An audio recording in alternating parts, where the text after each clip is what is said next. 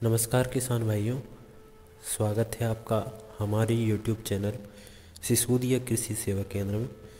किसान भाइयों, गेहूं में टिलरिंग या ग्रोथ बढ़ाने के लिए किसान भाई कई तरीके अपनाते हैं। किसान भाइयों के अपने अपने तरीके होते हैं, जिसमें से कई किसानों के तरीके कारगर भी सिद्ध हो जाते हैं और कई किसानों के पैसे भी बेकार चले जाते हैं। तो किसान भाइयों, यानी कि फ़ायदा नहीं मिलता है। आज हम ऐसे 3 तरीक़ों की बात करेंगे जिनसे आपकी ग्रोथ बढ़ेगी ही और टिलरिंग भी बढ़ेगी। तो देखते हैं क्या ऐसे 3 तरीके हैं हम। तो किसान भाइयों, जैसा आप जानते हैं कि विकास जितना अच्छा होगा पौधे का, यानी कि टिलरिंग जितनी अच्छी होगी, पौधे की बढ़वार जितनी अच्छी होगी, उतनी ही अच्छी बालियाँ बनेंगी और उतने ही स्वस्थ दाने बनेंगे। अगर शुरुआत ही ख़राब हो जाएगी तो पौधा स्वस्थ नहीं रहेगा। तो आप जानते हैं पौधा स्वस्थ नहीं होने पर बढ़वार पर कितना असर पड़ता है और इसका सीधा असर पैदावार पर पड़ता है। इसके अतिरिक्त भी कई ऐसे ज़रूरी कार्य होते हैं जिनसे अधिक पैदावार मिलती है। अगर किसान भाइयों जानकारी अच्छी लगे तो वीडियो को लाइक करें। दोस्तों, वीडियो को अंत तक अवश्य देखें, क्योंकि अंत में मैं आपको ऐसा तरीका बताऊंगा जो बिल्कुल सबसे अलग है, जिसको कई किसानों ने पिछले वर्षों में अपनाया है और अच्छी उपज प्राप्त की है और बहुत फ़ायदा प्राप्त किया है। तो चलिए किसान भाइयों, हम देखते हैं क्या ऐसा 3 तरीके हैं जिनके बारे में हम बात करते हैं।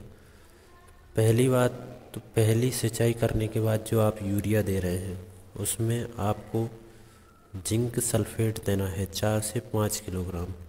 ज़रूरी नहीं है कि पहली सिंचाई के बाद ही दें, दूसरी सिंचाई पे भी अगर आप देंगे तो भी ये बहुत कारगर सिद्ध होगा, क्योंकि पौधे की ग्रोथ और टिलरिंग बढ़ाने के लिए जिंक सल्फेट बहुत आवश्यक होता है, क्योंकि इसके साथ आपको अच्छी ग्रोथ भी मिलेगी और आपको बढ़वार भी मिलेगी। जिंक और सल्फेट, क्योंकि एनपीके की मात्रा आप यूरिया और डाइअमोनियम फॉस्फेट यानी डीएपी डाल के आप पूरी कर देते हैं, जबकि पौधे को विकास के लिए 17 पोषक तत्वों की ज़रूरत पड़ती है, जिसमें से प्राथमिक पोषक तत्वों में जिंक और सल्फ़र आते हैं। जिंक और सल्फ़र का प्रयोग करें तो अच्छी ग्रोथ होगी। चलिए अब दूसरे तरीके के बारे में बात कर लेते हैं। दूसरा तरीका अब या आपको पता ही होगा, इस तरीके को कई किसान भाई अपनाते भी हैं, पर इस तरीके को हमने कुछ मॉडिफाई किया है, यानी कुछ बदलाव किया है। अगर आप एनपीके या 19-19 या जो भी एनपीके से भरा खाद है उसको तरीके को आप अपना रहे हैं तो उस तरीके को आप छोड़ दें। तो आप दूसरा तरीका अपनाएं, उसकी जगह आप जो 19-19 डाल देते उसको आप घोल करके डालें।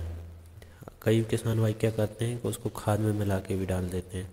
अगर आप उसको घोल करके स्प्रे करेंगे, साथ ही उसमें माइक्रो न्यूट्रिएंट से भरा कोई भी ग्रोथ प्रमोटर मिला लें, तो इसके बेहतर परिणाम प्राप्त होंगे।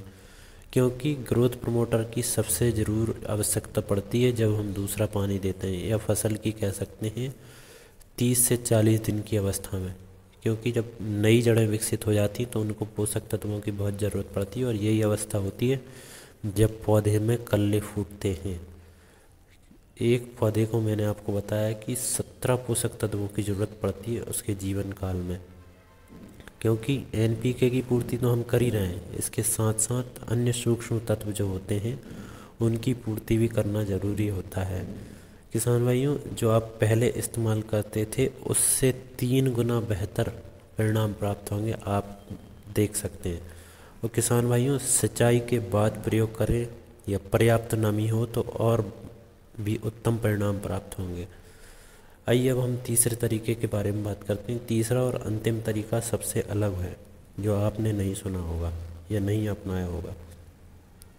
इसमें हम कुछ जैविक खाद के बारे में बात करेंगे, जो कि हम दूसरे पानी के साथ दे सकते हैं। जैसे कि ब्लोवर्ड कंपनी का ब्रांड आता है, गोदरेज कंपनी का जाइम गोल्ड आता है, और एक ब्याग्रो गोल्ड भी आता है, और ऐसे अन्य जो भी बाज़ार में मिलते हैं जिनमें माइक्रो न्यूट्रेंट यानी सूक्ष्म तत्व हों, क्योंकि मिट्टी को इस समय सूक्ष्म तत्वों की बहुत ज़रूरत पड़ती है। क्योंकि जो नई जड़ें विकसित होती हैं वो मिट्टी से सूक्ष्म तत्वों को अवशोषित करके पौधे को उपलब्ध कराती हैं, ताकि पौधे की बढ़वार भी अच्छी हो, पौधा मजबूत हो।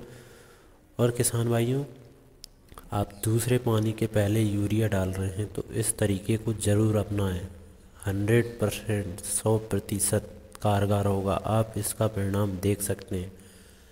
किसान भाइयों, इसका अंतर देखने के लिए आप अपने ही खेत में जो है थोड़ी जगह छोड़ लें, लगभग 100 बाई 100 की जगह छोड़ लें और पूरे खेत में आप डाल दें, और इससे कम जगह भी छोड़ सकते हैं। और ऐसी जगह छोड़ें जहाँ पे आप पानी ना दें, मतलब शुरुआत में जहाँ से पानी लगता हो, मतलब अंत में जगह नहीं छोड़ना है, क्योंकि अंत में अगर आप जगह छोड़ेंगे तो ये जो पानी के साथ बह के माइक्रो न्यूट्रेंट अंत तक तो पहुँच ही जाएंगे।